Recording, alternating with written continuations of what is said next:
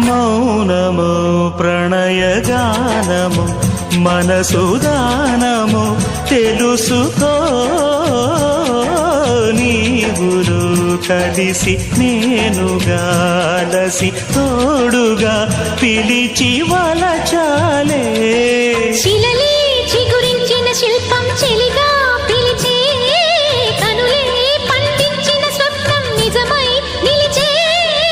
నేడో మరునాడో మన మమతల చరితల మలుపు తెలుసుకోవా వసంతంలా వచ్చిపోవా ఇలా